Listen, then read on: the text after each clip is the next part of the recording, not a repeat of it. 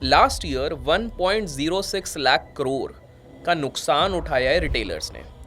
और सेबी की एक नई रिपोर्ट ये कहती है कि फाइनेंशियल ईयर 25 तक की भी अगर बात करें तो 91% ट्रेडर्स ने नुकसान ही किया है डेरिवेटिव्स में। मैंने क्या किया हुआ, मैंने अपने ट्रेडिंग को ना 3 फेजेस में डिवाइड किया हुआ है। एक होता है गोल्डन फेज, एक होता है सिल्वर फेज, एक होता है ब्रॉन्ज। जितने ब्रेकडाउन हुए, क्योंकि आए दिन ये बात होती है कि भाई मार्केट क्रैश हो जाएगा, मार्केट क्रैश हो जाएगा, क्या कुछ हिंट्स देते हैं मार्केट? जनवरी की अगर कैंडल बनती है ना, उसको अगर जब भी मार्केट क्रॉस करती है उसके हाई को, तो ऑन एन एवरेज वो पूरा साल अप जाता है। जनवरी की कैंडल ठीक है। अगर जो भी बनेगी ऊपर नीचे, अगर उसको तोड़ती है तो मार्केट अप जाती है, उसको ब्रेक करती है तो मार्केट नीचे जाती है। ऑप्शन बाइंग में क्या बुराई है? जब आप स्केल करते हो, when you scale to a higher number, for example 7200 quantity, 5400 quantity, आप ये सब करते हो तो रिस्क बढ़ती जाती है बहुत ज़्यादा।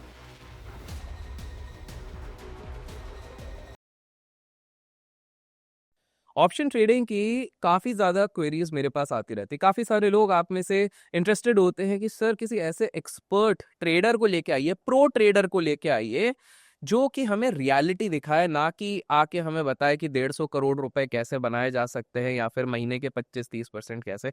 तो मैंने बहुत खोज के आप लोगों के लिए एक जेन्युइन प्रो ट्रेडर ढूंढ के लाया हूँ। आप में से काफ़ी सारे लोग इनको ऑलरेडी जानते होंगे, नहीं भी जानते होंगे तो आज आपके लिए एक धमाकेदार वीडियो जिसमें आपको स्ट्रैटेजी भी मिलेगी, आपको ऑप्शन सेलिंग के बारे में समझ में आएगा। और ये जो बहुत सारे इश्यूज हो रहे हैं ना आजकल की, सर कभी ऑपरेटर खेल रहा है, जेन स्ट्रीट आ जा रहा है, एक्सपायरीज का क्या करें, ये सारी चीजों का आपको सोल्यूशन आज के इस वीडियो में मिल जाएगा। So without wasting any more time, let's welcome Mukul Chaudhary ji, जो 2013 से हैं शेयर बाजार में, डेरिवेटिव्स किया हुआ है। इनकी जर्नी काफी इंटरेस्टिंग रही है, लेकिन आज उससे ज्यादा मैं इंटरेस्टिंग चीजें आप लोगों के लिए इनसे निकलवाऊंगा। सो कैसे हैं मुकुल जी? I'm all good. Thank you for inviting me. Thank you Abhishek ji. Thank you so much, आप यहाँ पर आए। सीधे मुद्दे पे शुरू करते हैं, क्योंकि हम ना अपने पॉडकास्ट को पॉडकास्ट नहीं ज्ञान कास्ट कहते हैं ठीक। कि ज्ञान की धाराएं बहनी चाहिए। तो देखिए, अभी ना एक बहुत बड़ा इशू हुआ था जेन स्ट्रीट पे एलिगेशन लगा 43,000 करोड़ रुपीस का इन्होंने जो भी किया है। और सेबी ने कहा कि भाई ये जो जेन स्ट्रीट ने ये सारी चीजें करी काफी इलीगल तरीके से की गई है। मेरा सिंपल सा सवाल ये है कि अब यार ये जेन स्ट्रीट वाली चीज तो बाहर आ गई, जब इस तरह के प्लेयर बाहर कर रहे हैं, पहले तो ये जेन स्ट्रीट का सीन क्या था पहले वो एक्सप्लेन कर दीजिए, ताकि हमारे जो न्यू व्यूअर्स हो उनको भी ये चीज समझ में आए फ्रॉम अ ट्रेडर पर्सपेक्टिव।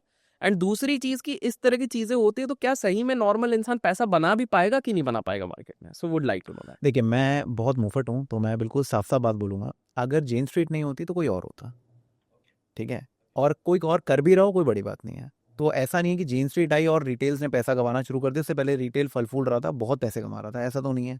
वो बस पिक्चर में आ गए एंड अब पता चल गया कि भाई वो ये गेम प्ले कर रहे थे।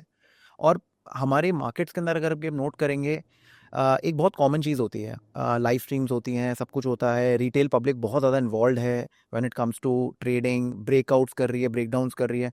तो सिमिलर पैटर्न्स इतने ज़्यादा विजिबल हैं। और अगर आप देखेंगे जेन स्ट्रीट का जब भी नाम आया है, जो भी फॉल्स आए हैं, that has happened after 1 PM, after 1 PM, correct right? Correct. 1 PM, वो 2 स्पाइक्स PM, जो आ हाँ, जाते हैं, स्पाइक्स आते थे, स्पाइक डाउन होता था। बिल्कुल उस टाइम पे सबसे ज़्यादा कौन एक्टिव होता है? Retail traders. Correct. Retail traders morning में एक्टिव नहीं हो पाते हैं, ठीक है, या तो वो 5 मिनट ब्रेकआउट कर रहे होते हैं, ब्रेकडाउन कर रहे होते हैं, वहां पर आउट हो जाते हैं।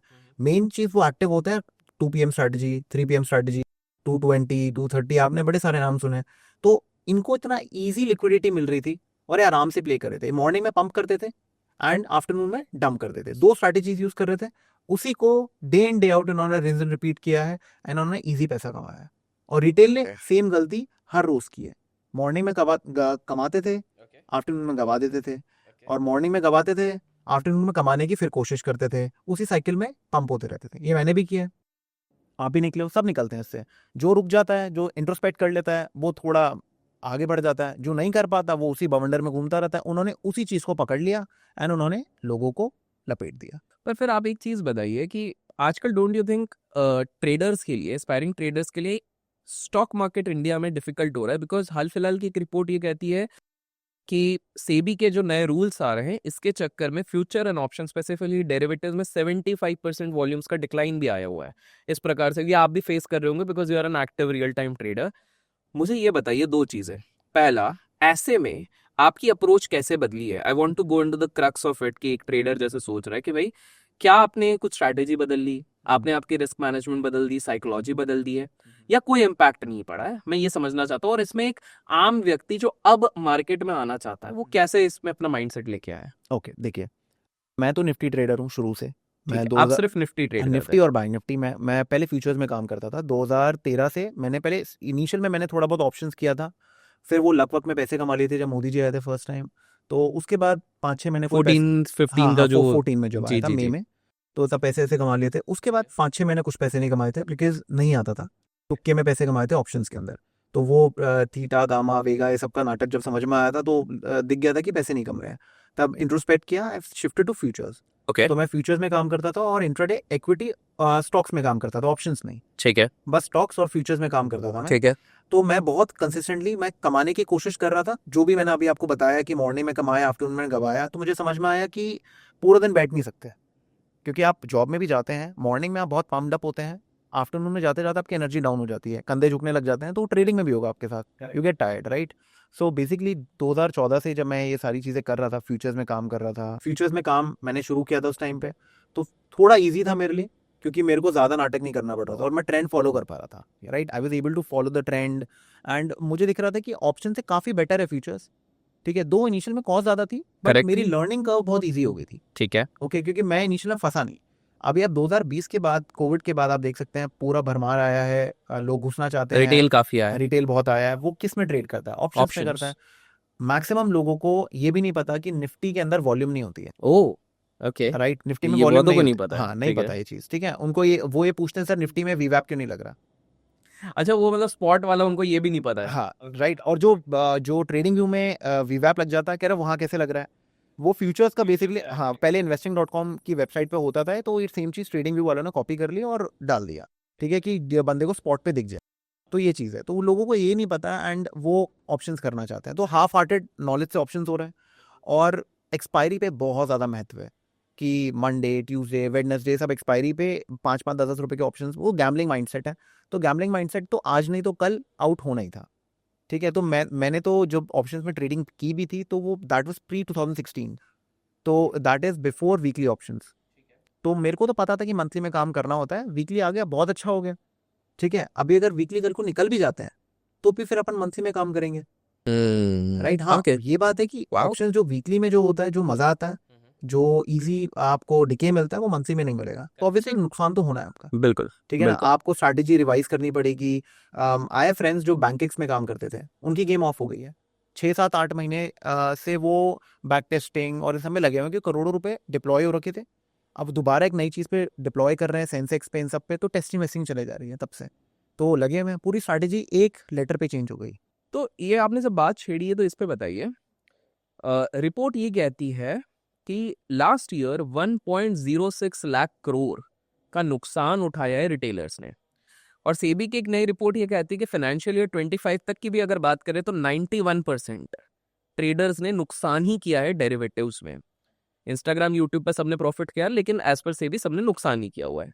इस चीज को समझाइए, क्योंकि ये कुछ लोगों के लिए बहुत ज्यादा डिमोटिवेटिंग हो जाता है कि यार जब इतने सारे नुकसान कर रहे हैं तो पैसा कमाई कौन रहा है, दैट इज नंबर वन। दूसरा, सेबी जब बाइफरकेशन देती है तो काफी क्लियरली बोलती है कि मैं 50,000 ही बनाया है, पोस्ट कॉस्ट इतने, इससे ज्यादा एवरेज का वो बताती है, ये चीज है। On the contrary, there are people like you who actually made decent money through the markets. Difference क्या हो जा रहा है? ये जो फेलियर रेट है 91% वर्सेस आप लोग जो 9% में आ रहे हैं, क्या डिफरेंस आ रहा है यहाँ पे? देखिए, मैं पूरे दिन नहीं बैठता हूँ, मैंने वो Okay. बंद कर दिया है। ठीक है, मेरा मेन काम होता है 9 से 11:30, 9 अगर से 11:30। अगर मुझे डायरेक्शन काम करना है, ठीक है, ठीक है? रीजन बीइंग जेन स्ट्रीट, हाँ हाँ, ये 1 बजे के बाद एक्टिव होते हैं, ठीक है। तो मैं, तो सॉरी टू हाँ इंटरप्ट, जी, क्या मैं पहला एक अजम्पशन लगा दूं, मैं नया रिटेल आ रहा हूं तो 1 बजे के बाद मैं अवॉइड ही करूं? ठीक है, और स्पेसिफिकली 2 बजे के बाद, 2 2 बजे बजे के के बाद बाद आप ट्रेडिंग करिए ही मत। तो मेरा जो ट्रेड अगर खुला भी ऑप्शन में, मैं 2 बजे तक क्लोज कर दूं? या तो ट्रेलिंग ऐसे लगा लीजिए, ठीक है, ठीक है, बट नए पोजीशंस मत बनाइए। परफेक्ट। एंड दोस्तों, मैं ये सवाल बीच बीच में, कुछ लोग बोलेंगे इंटरप्ट मत करो, मैं इसलिए कर रहा हूँ क्योंकि लोगों के ये सवाल कमेंट्स में आते हैं, तो मैं आपके बिहाफ पे कर रहा हूँ। तो एफर्ट्स अगर आपको कहीं भी पसंद आते हैं, लाइक जरूर कीजिएगा जी, कंटिन्यू। तो अब मैंने क्या किया हुआ, मैंने अपने ट्रेडिंग को ना 3 फेजेस में डिवाइड किया हुआ है। एक होता है गोल्डन फेज, एक होता है सिल्वर फेज, एक होता है ब्रॉन्ज फेज। तो गोल्डन फेज मैंने आपको बताया 9:15 से 11:30, ये ऐसा होता है जहाँ पर इंस्टीट्यूशन, बैंक सब ट्रेडिंग करते हैं। तो उस टाइम पे जेन स्ट्रीट जैसा कोई बंदा आके आपको घुमा नहीं सकता। तो अगर आपको डायरेक्शन आता है, आपको, आपके 2-3 सेटअप्स हैं, वीवैप बेस्ड सेटअप है आपका, या कोई भी ऐसा सेटअप है, आप कहीं ना कहीं पैसे बना लोगे, ठीक है? थोड़ा वॉलिटिलिटी होगी, बट सीधी सी बात है, अगर नाव समुद्र में उतरी है तो थोड़े बहुत तो वेव्स सहनी पड़ेंगी उसको, ये तो उसको साइड में खड़े होने के लिए तो हमने बनाया नहीं है। ट्रेडिंग का भी यही है, तो वॉलेटिलिटी तो प्ले करनी पड़ेगी आपको। आप ये नहीं सोच सकते मैं बहुत सिंपल सी ट्रेडिंग कर लूँ, कभी वॉलेटिलिटी आए ना, तो ऐसा तो हो नहीं सकता। बट हम रिस्की गेम अगर प्ले करेंगे जो 2 बजे के बाद होती है, हम वो ना करें। तो जो सिल्वर फेज है दैट इज फ्रॉम 12 to 2, तो वहां पर मैं क्वांटिटी हाफ कर देता हूँ, ठीक है। तो गोल्डन में फुल क्वांटिटी, सिल्वर में हाफ क्वांटिटी, ठीक है। एंड गोल्डन में अगर खुजली हुई तो जो मैंने आपको बताया 2 से 3:30 बजे गलती से पूरे दिन को ट्रेड नहीं मिला, मन कर गया, तो छोटी मोटी क्वांटिटी में काम कर लिया कि कल को जब ट्रेड लॉग बनाएंगे तो वहां पर लिखा होगा कि सिल्वर में पैसा कमाया था, गोल्डन में पैसा कमाया था, तो अपने को ना लिखे दिखेगा कि भाई तू मत जा, ब्रॉन्ज फेज में तेरे लॉस ही हो रहे हैं, तू मत जा। तो मेरे को बाद में पता चला था, मैंने 5 years I have a proper trade log जहां पर मैंने पैसे नहीं कमाए। तो ऐसा नहीं है कि मैं नहीं कमा रहा तो कोई और नहीं कमा रहा, मे बी आप कमा लो, कोई और कमा ले, बट मुझे सूट नहीं किया। और लॉजिक मेरा ये था, मैं एग्जॉस्ट हो जाता था, Oh, got it. पूरे दिन बैठे बैठे एग्जॉस्ट हो जाता था। आप स्क्रीन देखोगे पूरे दिन, you get exhausted, You get exhausted. तो इसलिए आपने ना एग्जॉशन की बात करी तो मेरे दिमाग में एक सवाल था जिसमें अब ये थोड़ा साइकोलॉजी रिलेटेड है। हाँ जी, हाँ जी। अब क्या होता है कि ट्रेडर्स का जो पर्सपेक्टिव होता है, सोशल मीडिया मूवीज पे चले जाओ तो 2 कैटेगरी ऑफ ट्रेडर्स दिखाते हैं। आपने बिग शॉट देखा होगा। तो उसमें जो माइकल बुरी होते हैं वो अपने एक आइसोलेशन में रहते हैं अपने हिसाब से, लेकिन उनको कहीं ना कहीं टेक्निकली साइकोपाथ कहा जाता है कि पागल इंसान है, कभी म्यूजिक सुन रहा है। आपने मूवी देखी होगी। और वहीं पर फिर उसके बाद एक मूवी थी Wolf of Wall Street. Technically वो ट्रेडिंग मूवी नहीं थी, मार्केटिंग मूवी थी, बट वहां पे दिखाया किस तरह अय्याश लाइफस्टाइल है। मैं आपसे समझना चाहता हूँ, because you are a successful trader, बहुत लोगों को कन्फ्यूजन होता है कि भाई कुछ लोग बोलते हैं कि ट्रेडिंग ऐसी फील्ड है जिसमें जाने के बाद लोग मंक टाइप हो जाते हैं, एकदम शांत आइसोलेटेड रहने लग जाएंगे, सबसे अलग हो जाएंगे, दोस्तियां तोड़ देंगे, अपने में रहते हैं, दिन भर चार्ट देखते हैं, दिन भर डेटा देखते हैं। वहीं पे कुछ लोग बोलते हैं कि भैया ट्रेडिंग करते हो तो यू ओनली लिव वंस, कब जीवन जियोगे, तो फिर दुनिया भर के बंगले गाड़ी ये वो। कितना सही है कितना गलत है उस पर हम बात नहीं कर रहे हैं, बट ये चीज़ है। I want to understand from your perspective 2013 से लेके 2025, मतलब हम 12 और 2026 आ जाता है तो 12 से 13 साल की जर्नी की बात कर रहे हैं।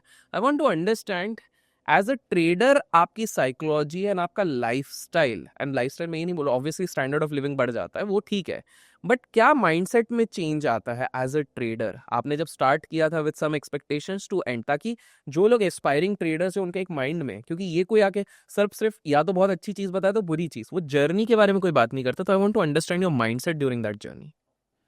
देखिए 2013 में जब मैं था, मैं पूरी लर्निंग फेज में था, एंड सोशल मीडिया उतना एक्टिव नहीं था।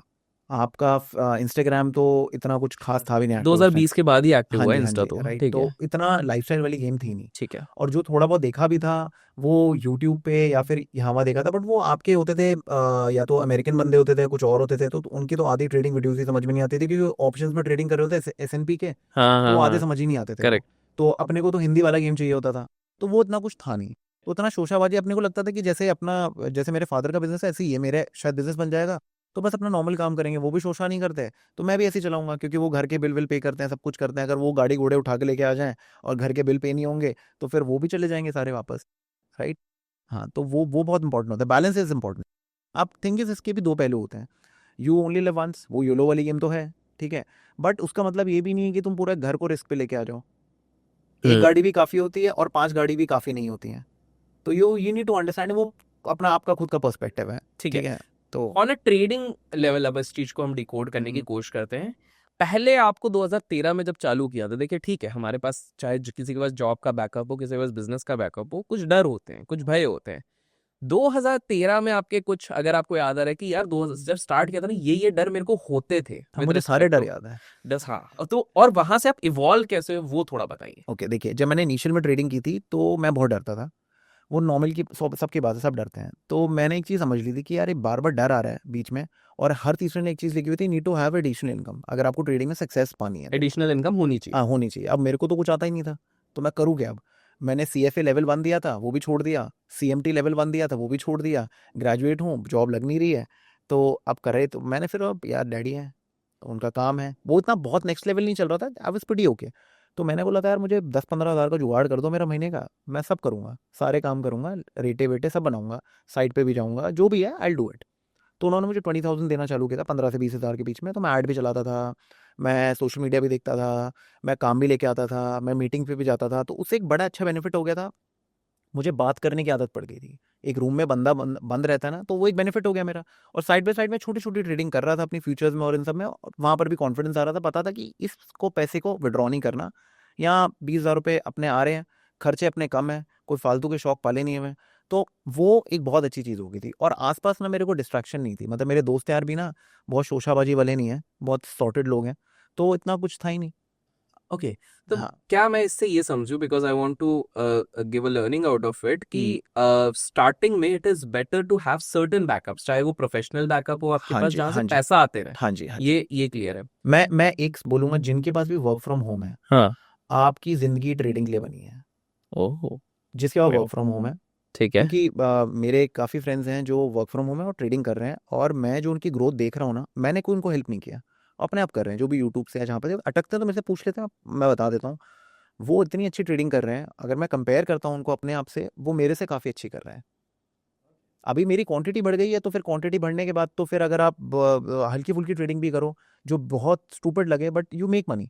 तो चलिए, let's address the elephant in the room. 13 साल के अनुभव के बाद, लेट्स से 10 years प्लस अनुभव जिसको भी हो जाए, मार्केट में रियलिस्टिकली आपने पूरा बाजार देखे, स्विंग्स देखे हैं, तो बेसिकली आपने 13 देखा है, तो 2014 से जो रैली आई आपने वो भी देखी हुई है मार्केट में। फिर उसके बाद एक वो समय था जब क्वार्टर रिजल्ट जितने भी बेकार हो तो भी ऊपर ही जाता था सारी चीज़ें।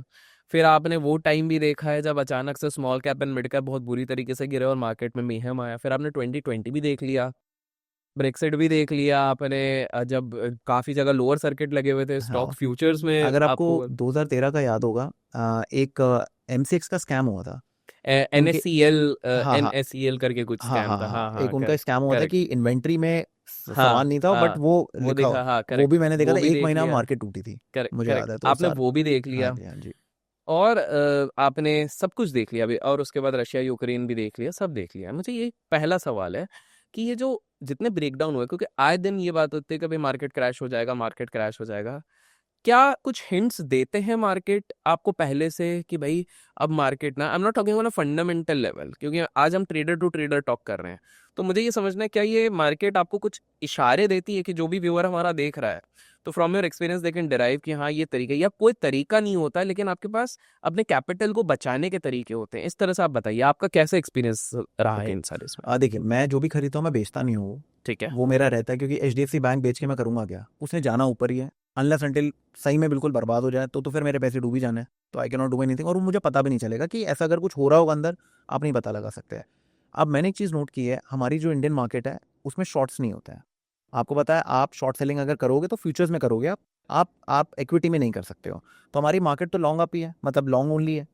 तो आप 2007 से या 5 से भी देखोगे आप, हमारी मार्केट ऊपर ही जा रही है, ठीक है। हर टिब्बे पे बाइंग होती है, ठीक है। राइट। ठीक है। तो मैंने देखा वीकली चार्ट पे, अगर आप 30 मूविंग एवरेज लगा लो, जब भी मार्केट वहाँ पर आती है आप अपनी प्लानिंग कर लो। और मैंने एक चीज़ और नोट की है कि जनवरी की अगर कैंडल बनती है ना, उसको अगर जब भी मार्केट क्रॉस करती है उसके हाई को, तो ऑन एन एवरेज वो पूरा साल अप जाता है। जनवरी की कैंडल। जनवरी की कैंडल ठीक है। अगर जो भी बनेगी ऊपर नीचे, अगर उसको तोड़ती है तो मार्केट अप जाती है, उसको ब्रेक करती है तो मार्केट नीचे जाती है। ठीक है, एक बार कभी आप नोट करना है ये चीज़। ये लोग नोट करके हाँ कमेंट्स में हाँ बताएंगे। हाँ, तो ये ठीक चीज़ है। है, तो ये एक बहुत अच्छी चीज़ है, that is a okay. Good thing. Okay. तो ऐसे आप कुछ रिलेशंस बना सकते हैं मार्केट्स के अंदर। चेजिंग मत करिए, ओके, चेजिंग नहीं करनी। चेजिंग कभी नहीं करनी, क्योंकि चेजिंग का पॉइंट ही पर नहीं है आपने ना। चेजिंग की बात करी, तो मैंने जैसे वीडियो के स्टार्ट में कहा था, तो मैं आपसे समझना चाहता हूँ, बहुत ज़्यादा मिथ्स हो गई हैं। सोशल मीडिया जितना अच्छा भी है उतना बुरा भी होता है। कुछ लोग, जैसे मैंने स्टार्टिंग में कहा था कि कुछ ट्रेडर्स ये क्लेम करते हैं कि महीने का 20-25% कमाना बहुत आसान है, 100-150 करोड़ बनाना कोई मुश्किल बात नहीं है, मतलब सिंगापुर की जीडीपी भी पीछे छोड़ देते हैं।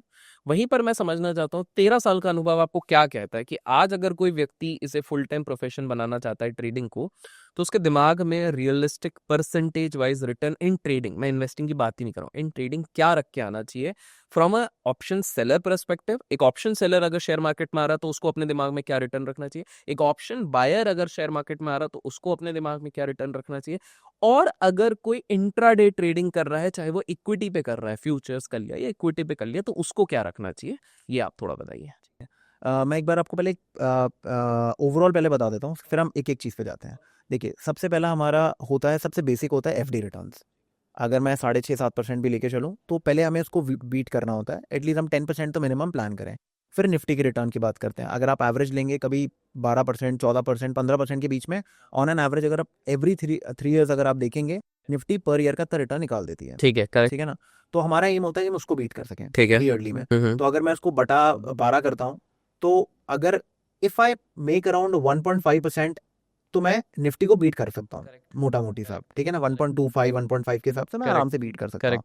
ऑप्शन सेलिंग में मैंने एक चीज नोट की है, अगर मैं फोर्स ना करूं मार्केट को, मैं पीछे ना पढ़ूं, कुछ ना पढ़ूं, और मैं थोड़ा इजी रखूं चीजों को, ओवर एडजस्टमेंट ना करूं। ठीक है, कभी आपको पता है ऑप्शन सेलिंग में जब आप लॉस ना करना चाहते हो तो आप एडजस्टमेंट पे बहुत एडजस्टमेंट एडजस्टमेंट्स करते करते हैं। हो, भागते हुए मार्केट में आप एडजस्टमेंट करते हो। Correct. जैसे अगर आपने स्टार्टिंग खोला है और मार्केट ऊपर भाग गई, तो आपके कॉल की तो वाट लग गई, अब आपको काटना पड़ेगा वो पुट आपके प्रॉफिट में। मैंने देखा बहुत लोग ना उस भागते हुए मार्केट के अंदर भी ना स्ट्राइडल करते जाते हैं, सॉरी स्ट्रैंगल बनाते जाते हैं उसको। तो मैंने देखा है कि इतनी फाइटिंग ना करें अगर हम लोग, और उसको सिंपल रखें अगर हम, ठीक है, तो आप महीने का 3-3.5% भी अगर आप एम करते हैं ना, ठीक है, आप जैसे 2020 में 3-3.5% तो मजाक में आपका बन रहा था, क्योंकि 7800 पे जब मार्केट थी, 6800 पे जो पुट थी वो 250 रुपए की थी। तो आप समझ रहे हो ना, आप मजाक में भी you are making more than 5-8-10%। ठीक है, वो दिस इज 2020 के आसपास आप 2020 बात मैं कर आई रहे एम हैं। टॉकिंग अबाउट मार्च, ठीक है, मैं मार्च की बात कर रहा हूँ। ठीक है, ठीक है ठीक ना, है। तब मार्केट 7800 7400 के पास कहीं गई थी। करेक्ट। ठीक है ना, तो 6800 की मैंने पुट बेची थी, तो वो 250 रुपए की आपकी मिल रही थी, तो बहुत ईजी मनी आया था मेरे पास, जो मुझे याद है। तो ये इस चीज़ की मैं बात कर रहा हूँ। अगर ओवरऑल आप एक्सपेक्टेशन देखेंगे, आप जहाँ पर 3 से 5% के बीच में अगर आप प्लानिंग कर सकते हैं ना अपनी, जैसे जैसे कैपिटल बढ़ेगी आपकी रिटर्न भी कम होगी। जैसे जैसे ऑब्वियसली, ठीक है। कितने कैपिटल बनने के बाद एक रफ एस्टिमेट अगर आप दें कि इतने कैपिटल के बाद आपको थोड़े से रिटर्न आपको शायद कम करने पड़ेंगे, बिकॉज आपका रिस्क मैनेजमेंट वैसा हो जाएगा। मैंने नोट किया है, जब मैं 600 क्वांटिटी बेचता था, तब मेरे को बहुत रिटर्न चाहिए होता था, तब मेरे लिए 3-4% बहुत कम होता था। ठीक है, अब जैसे जैसे क्वांटिटी बढ़ी 5400 7200 और ऐसे से इससे ज़्यादा बढ़ता जाता है, और आप 20,000 25,000 50,000 क्वांटिटी अगर आप जब जैसी कैपिटल होगी, तब आप इतना बड़ा रिटर्न एक्सपेक्ट नहीं कर सकते हो। आपका रिटर्न कम होता जाएगा, बिकॉज रिस्क भी आपका कहीं ना कहीं बढ़ेगा। तो आपको उस हिसाब से प्लानिंग करनी पड़ेगी, आप छोटे छोटे पैसे आप लेके निकलोगे। ठीक है। एक रिटेल ट्रेडर का माइंडसेट क्या होता है कि मैं 10 पाउंड की छोड़ना है, हमें 20 पाउंड की छोड़ना है, मुझे तो 50 पाउंड चाहिए, हाँ, करेक्ट। क्योंकि वो एक लॉट से ट्रेडिंग कर रहा है, उसकी कैलकुलेशन चल रही है इंटू 75।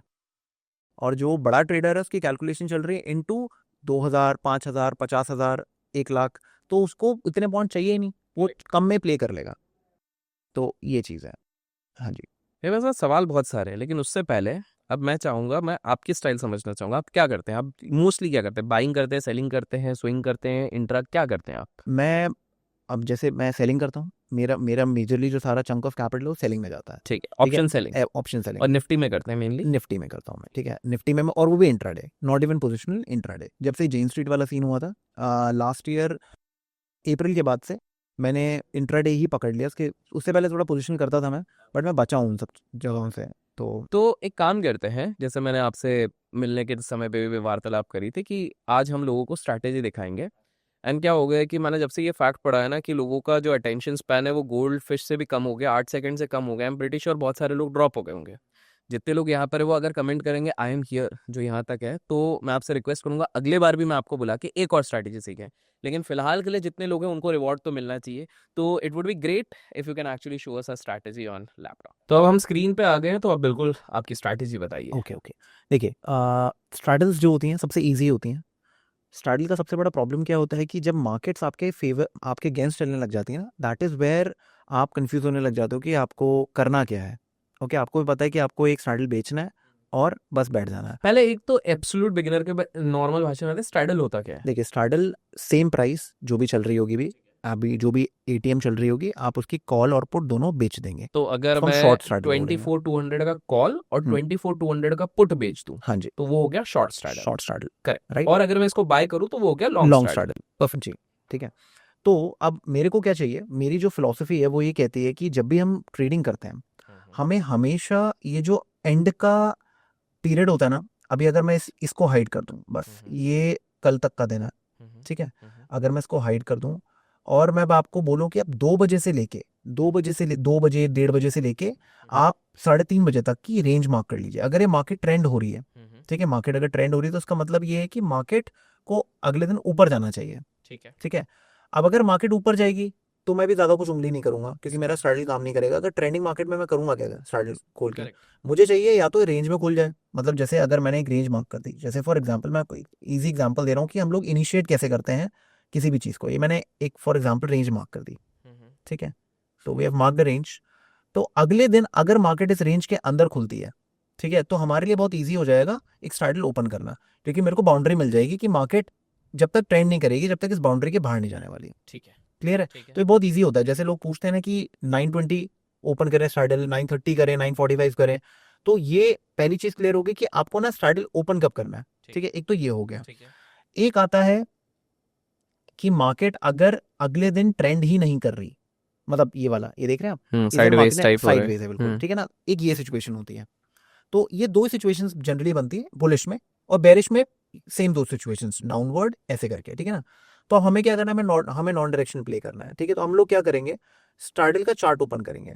अब स्ट्रैडल का चार्ट आप लोग आई चार्ट्स पे कर सकते हो, सेंसिबल पे कर सकते हो, जो भी आपको करना है आप उस पे कर सकते हो, ठीक है। तो उसमें बेसिकली क्या करता है, वो दोनों को क्लब कर देता है, ठीक है। कॉल की प्राइस को और पुट की प्राइस को, और एक चार्ट बना देता है, ठीक है। ठीक है। तो जैसे अगर फॉर एग्जांपल अगर मैं यहाँ पर आपको दिखाऊं, ये 24,850 है, हाँ हाँ। ठीक है। अगर इसको उठाते हैं, ये 24,850 है हम्म। और ये 24,850 के पुट है, ऊपर कॉल है। करेक्ट। अब अगर ये मॉर्निंग में ये चल रही है 81 की, और ये यहाँ पर चल रही है यहाँ पर, सॉरी, ये इधर चल रही है कुछ 110 की, ठीक है, तो अगर मैं दोनों को ऐड कर दूं तो लगभग वही 190 के करीब का एवरेज के हिसाब ये से। आपका हो गया स्ट्रैडल का चार्ट, ओके, ठीक है ना। तो तो ये सेंसिबल पे फ्री ऑफ कॉस्ट हो जाता हाँ है। जी, हाँ जी, फ्री ऑफ ठीक है। कॉस्ट आपको मिल ठीक जाएगा। है। तो आपको लॉगिन वॉगिन भी करने की जरूरत नहीं है, आपको ये चार्ट मिल जाता है। ये इधर सेंसिबल में चार्ट सेंसिबल में देंगे, ये चल स्ट्रैडल का चार्ट है। स्ट्रैडल का चार्ट है, ठीक है ठीक ना। है। अब ये है आपका 24,700, आप इसको 24,800 कर सकते हो, 900 कर सकते हो, आपको जो करना है आप कर लो, जो भी इस टाइम पे चल रहा है, ठीक है ना। अब ट्रिक क्या होती है, आपको ना ये जानना है कि मार्केट ना पिछले दिन, मतलब जो भी दिन थी उस दिन क्लोज किस प्राइस पे की है। तो आप क्या करेंगे, आपने वो प्राइस यहाँ पर नोट डाउन कर लिया कि मार्केट ना आज बंद हुई है कहाँ पर, 188 पे, ओके। ठीक है ना। वीवैप के नीचे थी, 188 पे बंद हुई है, ठीक है। अब मेरे पास दो तीन सिचुएशंस आएंगी। मैंने ये रेंज मार्क कर ली 188, मैंने उधर एक अपनी एंड की जो 1-1.5 घंटे की रेंज होती है, मैंने वो मार्क कर ली। मुझे चाहिए मार्केट अब तब मूव करेगी जब बेसिकली प्राइस इस 188 के नीचे ऊपर निकलेगी, ठीक है ना। मार्केट ने तब मूव करना है। जैसे ही मार्केट इसके नीचे मूव करती है, ठीक है, अब मैं यहाँ पर कोई गैप अप की बात नहीं कर रहा हूँ, कोई गैप्स नहीं, कुछ नहीं, मार्केट बिल्कुल क्लोज के पास आसपास ओपन कर रही है, तो कंडीशन ये है, ठीक है। तो मैं क्या करूंगा, मैं यहाँ पर अपनी पोजीशन ओपन कर लूंगा स्ट्रैडल की, ठीक है। मैं स्ट्रैडल बेच लूंगा, दैट्स इट। अब जब तक स्ट्रैडल अपना वीवैप के नीचे चल रहा है, आप निश्चिंत रहिए, आप आराम से पैसे खाते रहिए, 2-2:30 बजे के करीब निकाल दीजिए, ओके। ठीक है ना। आपको कोई 3:30 बजे तक रुकने की जरूरत क्यों नहीं नहीं रुक रहे हम 3:30 स्पाइक्स तक? आते हैं। आपने स्टार्टिंग में ही बताया हाँ। 2 बजे के पहले आप हाँ जितना 2-2:30 तक आप कर लो। निकल जाओ, ठीक है। बहुत, आप जितना आपने खाना होगा ना आप खा लोगे तब तक, ठीक है। उसके बाद एकदम से स्पाइक्स आते हैं, तो ठीक कोई है। फायदा ठीक है। नहीं। ओके, नेक्स्ट चीज है, अगर कोई गैप अप होता है, अगर कोई गैप अप होता है, एक थोड़ा सा बड़ा गैप अप, मतलब जैसे गैप अप या गैप डाउन, ये गैप डाउन हुआ गैप है। डाउन हो गया, जी। ठीक है। अभी आप यहाँ देख सकते हैं हमारी इस स्ट्रैटेजी के हिसाब से हमने ये नोट डाउन किया था, ये तो इसके काफी नीचे खुल गया। हाँ ये नीचे खुल गया। हम्म। अब हमें इस केस में क्या करना है, इस केस में जो मैंने आपको बताया ना कि हम लोग स्ट्रैडल की प्राइस को मार्क करेंगे, बट ये तो गैप डाउन हो गया। अब हमें वेट करना है एक पुल बैक का, इधर टिल द वीवैप। कौन सा वीवैप? स्ट्रैडल का वीवैप, ये देख रहे हैं आप, हाँ हाँ, ये वीवैप चल रहा है। ठीक है, अब प्राइस, एक बार मैं पेन खोल लेता हूँ, बिल्कुल। ये रहा। अब मुझे क्या चाहिए, क्योंकि मार्केट में ना इम्बैलेंस आ गया है, जब भी prices gap up gap down खुलते हैं एक इम्बैलेंस आ जाता है, करेक्ट। उसमें अगर आप करोगे तो चेजिंग हो जाएगी, और चेजिंग हमें करनी नहीं है। चेजिंग में स्टॉप लॉसेस बहुत बड़े हो जाएंगे, क्योंकि मेरी जो सारी फिलोसफी ना छोटे स्टॉप लॉसेस है। क्योंकि अगर आपको स्केलिंग करनी है ना मार्केट के अंदर, ऑप्शन बाइंग करें, ऑप्शन सेलिंग करें। अगर आपके बहुत बड़े बड़े स्टॉप लॉसेस हैं, अगर आप निफ्टी में काम कर रहे हैं, फॉर एग्जाम्पल मैं ऑप्शन बाइंग कर रहा हूँ निफ्टी के अंदर, अगर मेरा 50 पॉइंट का स्टॉप लॉस है, मैं कभी 1800, 3600, 7200 क्वांटिटी खरीद ही नहीं सकता अपने जीवन काल के अंदर, अच्छा, क्योंकि ठीक है। इतना बड़ा स्टॉप लॉस हो जाएगा, मैं एक ही ट्रेड में आउट हो जाऊंगा। तो मुझे चाहिए कम से कम खर्चा और ज्यादा से ज्यादा रिवॉर्ड अगर पॉसिबल है तो, ठीक है। तो अपना काम क्या होगा कि अपने को चाहिए होगा स्पाइक, इधर नियर द वीवैप, या वीवैप क्रॉस कर ले तो बहुत ही अच्छे, जैसे यहाँ पर आप देख सकते हैं वीवैप का क्रॉस हुआ है, ठीक है। ऐसा अगर कुछ होता है गैप अप या तो गैप मैं डाउन, वहां पर अपना स्ट्रैडल सेल कर सकता हाँ हूँ। जी, ओह, ये आप कर सकते हैं। तो ये आपको एक जोन मिल जाएगा। अच्छा, तो और मान chasing लीजिए नहीं अगर उस दिन मेरे को मान लीजिए ये स्पाइक मिला ही नहीं, हाँ। चलते जा रहे, तो मैं अवॉइड करूँ उस दिन? आप उस दिन अवॉइड करो क्योंकि मार्केट वैसे भी खत्म हो चुकी है, मतलब बेसिकली आपका जो वो गेम था जूस चले जा वो चुका है, तो रिस्क क्यों ले रहे हो हाँ बस। फालतू तो में? उस दिन आप स्ट्रैडल मत करो, ऑप्शन बाइंग कर लो अगर पॉसिबल है अच्छा तो। मुझे एक चीज़ बताइए, हम्म। ये जो आप स्ट्रैटेजी बता रहे हैं ये मैंने 2021-2 में काइंड ऑफ सिमिलर किया हुआ है। कभी कभार इसमें होता होगा कि आपको दिखता होगा, हाँ पर आप सही बोल रहे हो, वो 1-2 बजे ही होता था वो अचानक से वाला वो जो स्पाइक रहता था। जियो दैट की भी इज एक बार न्यूज आई थी जबकि जियो हाँ का वो आईपीओ आने वाला है कुछ है, वो 3 बजे आई थी और करेक्ट। उससे पहले हाँ मार्केट ये पूरी 2 की पूरी बजे के डाउन थी। बाद ही ज़्यादा होता है, हाँ 2-2:30 बजे के बाद। हमारी मार्केट्स में ना रेगुलेशन नहीं है, जैसे अगर आप यूएस मार्केट का देखेंगे नॉन फार्म पेरोल डेटा है 6 बजे आएंगी 7 बजे आएंगी, पहले से डिसाइडेड होता है कि कब टेस्ला के रिजल्ट आने वाले हैं, किस समय आने वाले हैं, सब फिक्स्ड होता है। तो मुझे एक चीज़ बताइए इसमें मैं ऐड करता हूँ, हम्म। ये अभी तक तो हमने एक बिगिनर और इंटरमीडिएट प्लेयर का पूछा है, मैं हाँ। जो थोड़ा अनुभवी है, क्या इस पर्टिकुलर स्ट्रैटेजी में स्ट्रैडल बेच लिया, हम प्रीमियम खा रहे हैं यहाँ पे, क्या यहाँ पे लोग मार्जिन सेव करने के लिए ऑप्शंस बाय भी करते हैं? Is that advisable in this strategy? देखिए प्रॉब्लम क्या होती आप है, करते हैं? मैं नहीं करता नहीं हूँ करते, क्योंकि ठीक है। इसमें कॉस्ट आ जाएगी ना मेरी एक। मैंने दोनों के डिफरेंस में कमाने 10 से 15 रुपए। अच्छा मैं अपना सेट ही है हाँ कि अपन को वही जो प्रीमियम गलेगा अपन को वो खाना है, हाँ शांति से निकलना है, तो अपन जबरदस्ती को उधर 5-10 रुपए का भी क्यों ऐड कर रहे हैं, 2 रुपए का, 2-2 4-5 रुपए का क्यों ऐड कर रहे हैं? और मैं उस पीरियड में ट्रेडिंग कर ही नहीं रहा हूँ जिस पीरियड में बहुत उथल पुथल होती है, तो बहुत बड़े बड़े स्पाइक्स वाली गेम तो मैं मुझे खेल एक ही नहीं चीज रहा। बताइए, क्या इस पे आप दिमाग में कुछ इंडिया विक्स का भी लेवल रखते हैं कि विक्स इतने में ही होना चाहिए तो ही मैं ट्रेड करूंगा, देखिए जितना अदरवाइज ज्यादा होगा उतना तो बहुत अच्छा है, सेलर के लिए तो बेस्ट है? बेस्ट है वो, ठीक है। लेकिन इवेंट बेस्ड टाइम पे तो आपको भी पता है विक्स किस तरह से फटता है, वो आपको दिखा रहा है 2%, पूरे दिन में 8% हो जाएगा। हाँ हाँ हाँ, तो उस दिन तो आप अवॉइड करो अगर अवॉइड आपको करें, थोड़ा भी ऐसा लग रहा है ना कि अवॉइड करना चाहिए, ये आप थोड़ा अवॉइड करें। अनुभव से आएगा। हाँ हाँ ये करेक्ट, अनुभव से ये आएगा। अनुभव से एंड आएगा, माय सजेशन इज कि आरबीआई इवेंट्स होते हैं या कोई इलेक्शंस हैं उस दिन आप ऑप्शन सेलिंग क्योंकि मत करो। आप ये देखिए जब 2020 के जो लोअर सर्किट्स लग रहे थे 2020 पे, तब आप देखेंगे विक्स किस तरह से पागल हो रहा था उस समय पे। लोग ओवरनाइट स्ट्रैटेजीज वालों की तो सबसे ज्यादा हालत खराब हो गई कि भाई रेंज इतना बड़ा हो जा रहा है, जहां पर उन्होंने निकाला था कि मैक्स मेरा 2,000 का नुकसान होगा, दिन में मैं एग्जिट कर सकता हूँ, उनको एक एक लॉट के 20,000 का नुकसान दिख रहा था, 20-50 तक भी चले गया था कुछ कुछ जगह पे, क्योंकि अचानक से विक्स स्काई रॉकेट हुआ था। तो मैं दो चीजें समझ रहा हूँ, पहला ये इंट्राडे के लिए, दैट इज नंबर 1, तो आप ओवरनाइट फ्लक्चुएशन से तो बच गए, जैसे वो अपने गैप डाउन दिखा अपन उधर से तो बच गए, दैट इज नंबर 1। दूसरा आप ये कह रहे हो कि आप 2-2:30 बजे के पहले इसको क्लोज कर दो, करेक्ट, वो क्योंकि उसी के बाद मोस्टली ज्यादा न्यूज आता है। तीसरा जो मैं समझ रहा हूँ, वर्स्ट केस अगर आपको दिख रहा है कि दो किसी दिन मान लीजिए, बहुत रेयर होगा लेकिन 12-12:30 बजे ही एक मूवमेंट आने लग गए, तो वीवैप के ऊपर अगर जाते हुए दिखे तो मैं क्लोज ही कर दूं, उस दिन नुकसान हाँ ले लूं उस दिन आप क्लोज कर दो, ठीक है। कि आज मेरा दिन नहीं था, हाँ मैं हाँ नुकसान आप करके क्लोज कर निकल दो, रहा ठीक है। या और एक चीज और आप कर सकते हैं कि लेट इट गो अबव वीवैप, अगर कैंडल क्लोज हो जाती है, ठीक है, तो आप एग्जिट कर लो।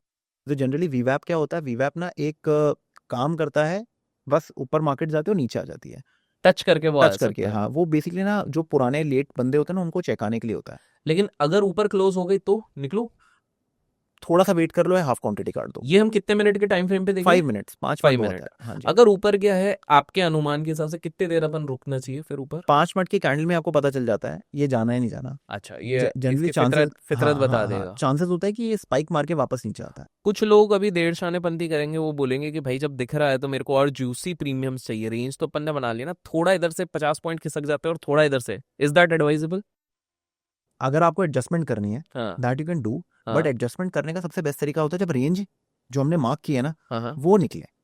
जो रेंज मार्क की है वो निकले। हाँ क्योंकि अगर आप देखोगे ना ऑन एन एवरेज अगर मार्केट ऊपर भी निकलेगी तो भी आपका प्रीमियम में ना एक तरफ 20 पॉइंट का घाटा होगा, एक तरफ आप कमाओगे 15 पॉइंट 17 पॉइंट 16 पॉइंट, तो आपको 3-4 पॉइंट का ही नुकसान चल रहा होगा। जब तक वो रेंज ही नहीं निकलती है, जब तक कोई पॉइंट भी नहीं है, एडजस्ट आप करो। अब मुझे ये बताइए, आपको नहीं लगता एडजस्टमेंट एक तरीके से होता है कि हम ईगो के साथ लड़ रहे हैं, अपने ईगो को प्रूव कर रहे हैं? हाँ फैक्ट। आपकी स्ट्रैटेजी में मैं आपसे जानना चाहता हूँ, दुनिया क्या कर रही है, सबका अपना अपना तरीका होता है, should we really do adjustments? Adjustments का बेनिफिट ये रहता है कि जब आप ऑप्शन सेलिंग कर रहे हैं ना तो एडजस्टमेंट्स बेसिकली आपको गेम में रखती है। मुझे आप स्क्रीन पे बताइए कोई एक सिचुएशन जहां आप एडजस्टमेंट करते, अच्छा if that is a possible, बता सकते हैं? मैं एक बार देख लेता हूँ, कोई बिल्कुल। अगर सिचुएशन दिखती है अपने को तो मैं आपको दिखाता हूँ। हाँ अगर कोई कहीं पे दिख रही है हमें। मैं जनरली जैसे अगर मैं आपको एक सिंपल चार्ट का हिसाब दूँ, हाँ चार्ट के हिसाब से हाँ बताएं। अगर मैं आपको बताऊं, जैसे अगर मैंने यहाँ पर ये आप देख सकते हैं मार्केट नीचे गई थी करेक्ट, और बिल्कुल वहीं पर ही खुली है, ठीक है ना, बिल्कुल, मतलब बिल्कुल। थोड़ा सा ये से गैप डाउन जरूर किया है बट ये आगे थी, तो अगर मैं इस जोन के पास कुछ स्ट्रैडल बेचता हूँ हाँ हाँ कि मुझे नहीं पता है कहाँ जाएगी क्या करेगी, ठीक है ना, मैं स्ट्रैडल बेचता हूँ, हाँ जब ये ट्रेंड होने लग जाती है नीचे की तरफ पे हाँ। तो मेरे लिए एडवाइसेबल होगा कि मैं पुट काट दूं। ओ ठीक है ना, ओ ओके। राइट, एक साइड तो पे, आप क्योंकि थोड़ा सा और इनकैश भी कर सकते हैं हाँ और मैं, अपना रिस्क कम कर हाँ सकते हाँ हैं। ठीक है, या तो मैं कॉल साइड पे ऐड करूंगा, मैं एक तरफ रहूंगा, और जब, वैसे भी क्योंकि आपको वो मार्जिन वाला फंडा है नहीं, क्योंकि आप वैसे भी दोनों ऑप्शन सेल ही कर रहे हो। हाँ जी हाँ जी हाँ जी, ठीक है। ठीक है ना, तो मैं एक साइड काट दूंगा, ओके। जब मुझे दिख रहा है, मुझे डायरेक्शन दिख गया ना, तो I will cut the losing one and I, कितने देर में आप डायरेक्शन सेट हो गया आप ये सोचोगे, कितने जैसे कैंडल्स? ही प्रीवियस डे लो या कुछ टूटता है और मार्केट उसके नीचे निकल सेट होने लग जाती है ना, तो आप समझ जाओ डायरेक्शन काइंड ऑफ सेट हो चुका है। सेट हो गया। हाँ, तो मुझे फिर एक बात बताइए, चलिए ट्रिक क्वेश्चन करते हैं इस पे। No shoes. अब डायरेक्शन जब सेट ही हो गई, आप ऑप्शन क्यों नहीं बाय कर लेते? इस केस में पुट क्यों नहीं बाय कर लेते? हाँ उसमें ज्यादा पैसा हाँ है। वो हो जाएगा ना। आप करते हो? हाँ ये चीज़ करता हूँ मैं। बेसिकली क्या होता है, इनिशियल में जब आपको कोई डायरेक्शन नहीं पता होती, आप डायरेक्शन लेस करिए, जब डायरेक्शन पता चल जाती है तो ऑप्शन बाइंग करिए। वो बेसिकली नाव आपकी चल रही है, ऑप्शन बाइंग चप्पू है, आपको फटाफट मारना है जिससे आप जल्दी पहुंच सको अपनी डेस्टिनेशन पे, तो उसके लिए आप ऑप्शन बाइंग कर लेते हो।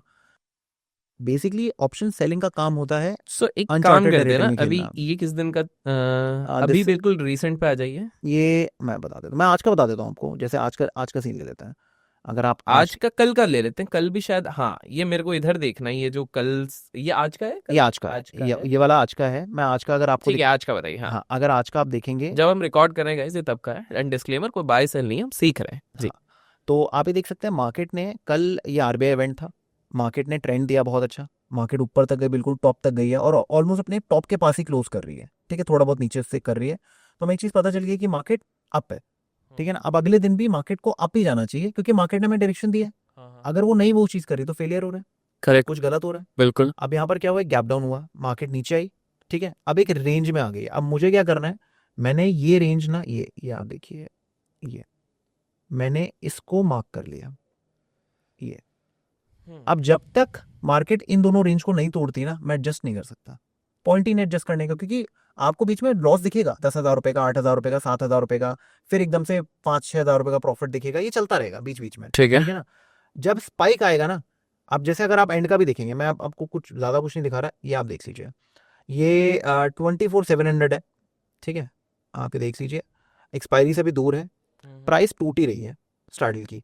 मतलब आप यहाँ देखिए, इधर इधर अगर आप देखेंगे ऑप्शन प्राइसेस में, अगर आप देखेंगे अराउंड 3 बजे के करीब, करेक्ट। ठीक है, प्राइस बिल्कुल इस रेंज को क्रॉस कर चुकी है, सब कुछ कर चुकी है। यहाँ पर मे बी एडजस्ट का प्लान करते, ठीक हाँ है, हम हाँ एडजस्टमेंट प्लान करते, हाँ, बट हमें जरूरत ही नहीं है, प्राइस तो टूटे क्योंकि जा रही वैसे है। ही टूट रही है। हाँ तो we do not need an adjustment. हम एडजस्टमेंट तब करते हैं जब हमारी एक साइड ना भागने लग जाए, कुछ करने लग जाए एक साइड, तो हम उसको काट के फिर हम एडजस्ट करना चाहते, हम बेसिकली रोलिंग अप करते हैं, समझ गया, ठीक है वाओ ना, हम इंटरेस्टिंग, रोल करना बहुत चालू। इजी स्ट्रैटेजी है। देखिए कोई भी स्ट्रैटेजी अगर आप डिफिकल्ट हो रही है ना, और आप जब बहुत ज़्यादा वॉलिटिलिटी होती है, आप उसको एडजस्ट नहीं कर पा रहे हो, तो वहीं प्रॉब्लम आती है। मुझे ये बताइए कि आप इस पर्टिकुलर स्ट्रैटेजी में सिर्फ बस यही लगाते हैं या कि इसमें कुछ और भी लगा देते हैं? बहुत लोग सुंदर सुंदर बना देते हैं ना चार्ट में, 3-4 चीजें और लगा नहीं नहीं, वीवैप इज इनफ। दैट्स ना। आप स्ट्रैडल चार्ट्स और है। वीवैप आप ये लगा दीजिए, आपके लिए इनफ रहेगा, आपको उसके आगे कुछ करने की जरूरत ही नहीं है। Perfect. And you are saying कि अगर एफिशिएंटली इस पे obviously practice is required, management, और थोड़ा सा आपको जब जिस दिन आपको दिख रहा है विक्स बहुत पागल हो रहा है तो थोड़ा संभलना चाहिए, तो यू आर सेइंग 2-3% के आसपास तक का things could be managed yes over yes here. Yes yes. Amazing amazing. इसमें कुछ कॉशन आप बोलना चाहेंगे? कॉशन इज प्रीटी सिंपल, अगर जहाँ पर 10 से 12 पॉइंट का डिफरेंस आना चालू हो जाए, क्योंकि 10 से 12 पॉइंट बहुत होता है, करेक्ट, जब निफ्टी के लिए तो हाँ बहुत हाँ होता हाँ, है। जब करेक्ट। क्वांटिटी बढ़ने लग जाती है तो you make good money.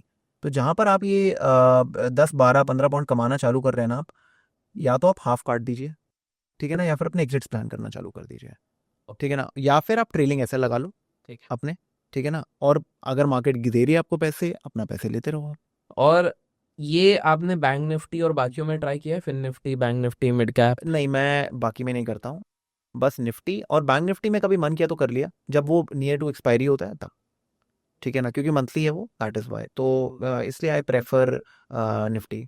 Amazing amazing amazing. Guys देखो, ये स्ट्रैटेजी सर ने बताई है। सर के स्ट्रैटेजी रिलेटेड जो क्वेश्चंस है वो भी आप कमेंट्स में पूछेगा, ताकि नेक्स्ट टाइम अगर सर से हमारी मुलाकात होती है हम वो भी पूछेंगे।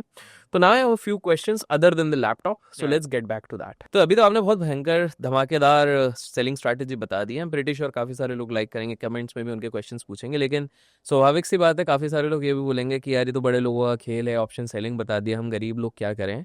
अब एक एक करके मैं ऑप्शन बाइंग वाले एस्पेक्ट को कवर करना चाहूंगा।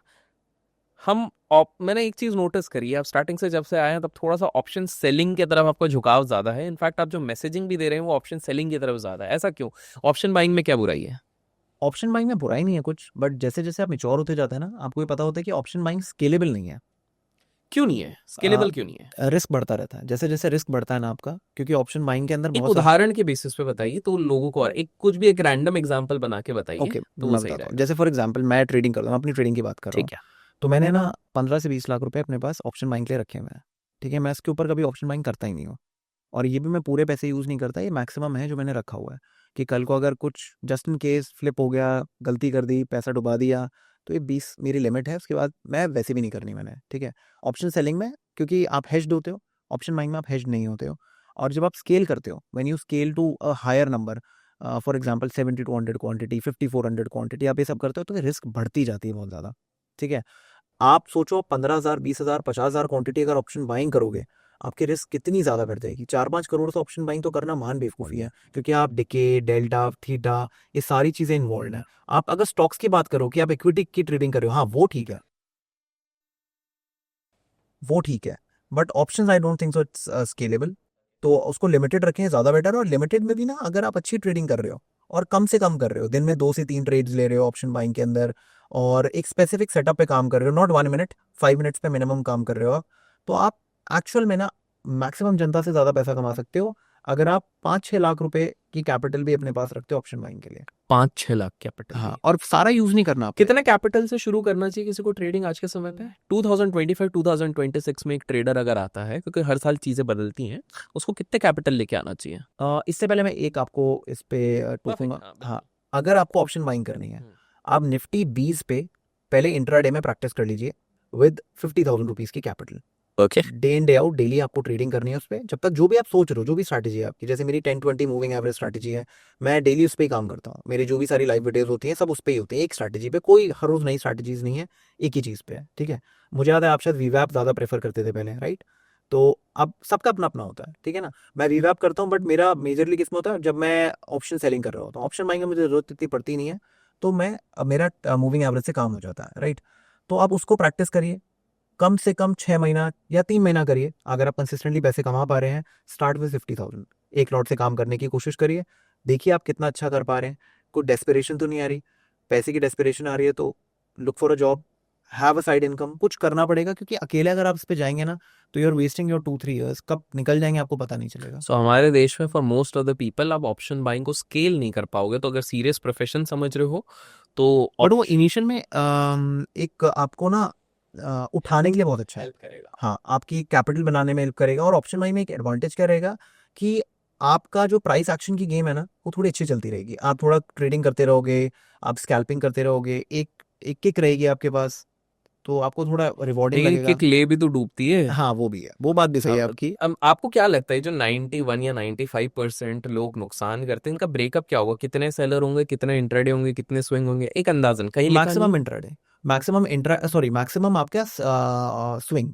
स्विंग। आप मेरे आपके भी यूट्यूब पे जब आप जी जी आप बनाते हो जी। कंटेंट, उस पे कहीं ना कहीं हमेशा एक कमेंट आता होगा कि मैं 24-500 की कॉल होल्ड करके बैठा हूँ, क्या करूँ। तो स्विंग में भी आप बाइंग बोल रहे हैं, करेक्ट? हाँ, बाइंग, हाँ, सेलिंग नहीं, बाइंग, तो आप सेलिंग। बोल रहे हो 95 में ऑलमोस्ट 70-80% तो यही होंगे। हाँ, वो होल्ड करते हैं। अगर कोई चीज़ ली 100 रुपए की, इनिशियल स्टॉप लॉस डिसाइडेड था 70 का, ठीक है ना, वो हो गया 40 का, 30 का, 20 का, और वो उम्मीद में बैठे हैं कि वापस से 100 हो जाए। ये 99% कहानी है। ठीक है, सबके सब यही गलती कर रहे हैं। कोई भी स्टॉप लॉस काट के नहीं बैठना चाहता, और काट भी लिया तो दोबारा री एंट्री कर लेगा, और एक बार नहीं 10 बार।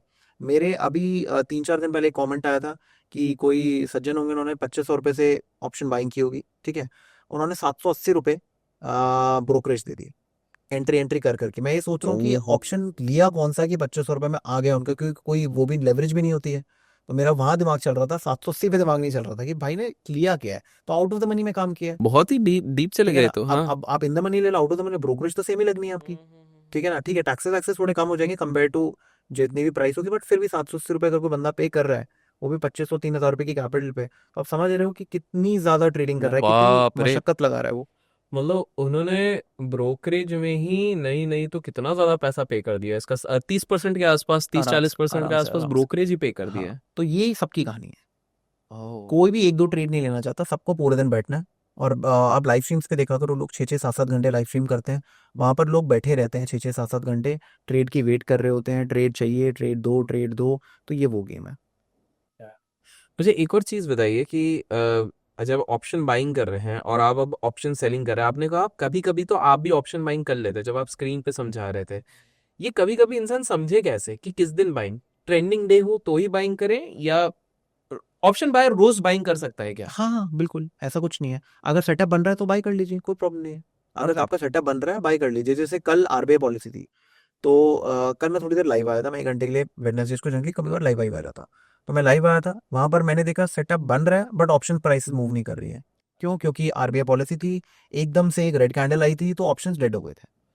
मेरा सेटअप बन रहा था स्पॉट पे, बट ऑप्शन सपोर्ट ही नहीं कर रहे थे, तो मैंने ट्रेड ही लिया। उसके बाद मार्केट भाग गई बहुत ऊपर, then I had to wait and take an entry around 130। तो मुझे वेट करना पड़ा, और कम से कम मार्केट ने अच्छा खासा ट्रेंड मारा था।